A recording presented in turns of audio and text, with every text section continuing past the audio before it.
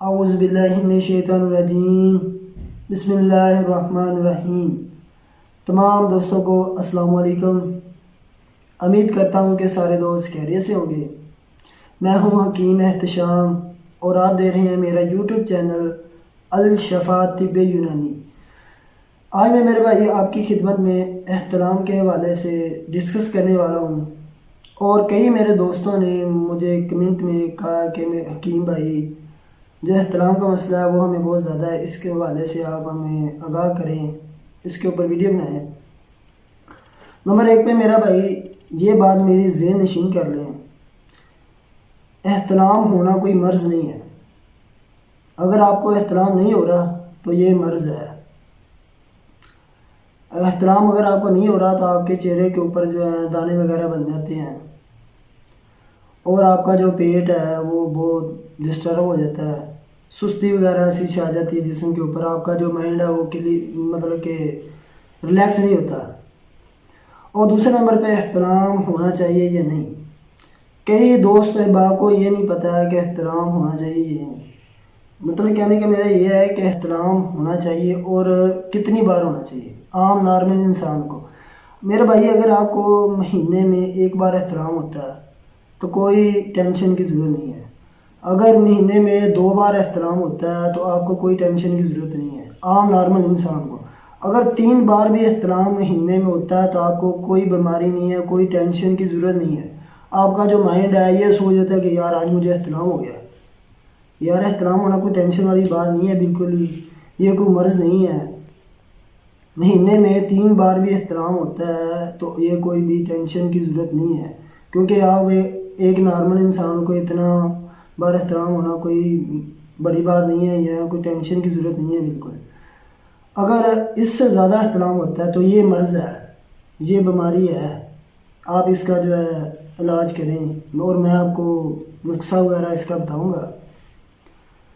نسخہ بتانے سے پہلے میری آپ لوگوں سے درخواست ہے کہ جو میرے یوٹیوب چینل پہ نئے ہیں وہ میری ویڈیو کو سبسکرائب کریں، لائک کریں اور گھنٹی والے بٹن کو دبا دیں تاکہ میری آنے والی ویڈیو آپ کو ملتی رہے۔ اور میرے بھائی جو اور کسی قسم کا آپ کو مسئلہ ہے تو آپ کمنٹ میں مجھے شیئر کر سکتے ہیں، بتا سکتے ہیں کہ اس کے اوپر ویڈیو بتائیں، وہ انشاءاللہ آپ کو بتاؤں گا۔ اور میرا پرسنل نمبر آپ کو یہ دیا ہوگا اسکرین کے اوپر، آپ مجھ سے رابطہ کر سکتے ہیں۔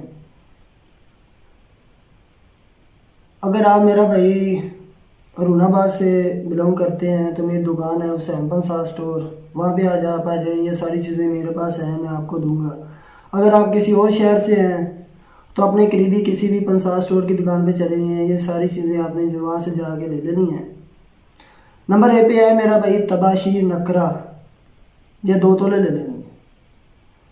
دوسرے نمبر پہ ہے میرا بھائی موسلی سفید انڈین، یہ انڈین لینی ہے، یہ بھی 2 تولہ لینی ہے۔ تیسرے نمبر پہ میرا بھائی ہے گوند کتیرا، 2 تولے یہ لے لینا ہے۔ چوتھے نمبر پہ ہے میرا بھائی بہی دانہ، یہ بھی 2 تولے لے لینا ہے۔ اور 5ویں نمبر پہ ہے چھوٹی لاچی، یہ بھی 2 تولے لے لینی ہے۔ اور 6 نمبر پہ ہے میرا بھائی کشتہ کلی، یہ 1 تولہ کی پیکنگ میں لینا ہے، کرشی دعا کرنے کا لینا ہے، یا ہمدرد کا کسی اچھی کمپنی کا لینا ہے۔ اور اس کے جو تاثیر ہے وہ میں آپ کو آگاہ کرتا چلوں، کیونکہ کئی حکیم حضرات جو آپ نے دیکھے ہوں گے وہ نسخہ بتا دیتے ہیں، یہ نہیں بتاتے کہ میرا بھائی اس کی تاثیر کیا ہے اور اس کے فائدے سے آپ کو کیا کیا فائدہ ہوگا اور اس کے کیا نقصانات ہیں، یا چیزیں آپ کو بتا دیتے ہیں کیسے۔ آج میں آپ کو یہ ساری چیزیں بتاؤں گا اور اس کے تاثیر کے حوالے سے بتاؤں گا، اور کس مزاج کے آدمی کو یہ پرفیکٹ رہے گا یا نہیں۔ نمبر 1 پہ میں نے بتایا تباشیر نکرہ، اس کی تاثیر میرا بھائی جو ہوتی ہے نہ یہ ٹھنڈی ہوتی ہے اتنی، یا نہ یہ گرم، بہت دل سے ہوتی ہے۔ اور دوسرے نمبر میں موسلی سفید ہے، یہ میرا بھائی یہ بھی نہ ٹھنڈی ہے اور نہ گرم ہے، یہ آپ کو کوئی نہ آپ کے جسم کو کوئی بھی نقصان نہیں دے گی، یہ آپ کے مادہ منی کو جو ہے گاڑھا کرتی ہے اور احترام وغیرہ کو روکتی ہے، مردانہ کمزوری کے لیے وہ بہت بیسٹ ہے۔ اور बही दाना ये बताया मैंने आपको चौथे नंबर पर।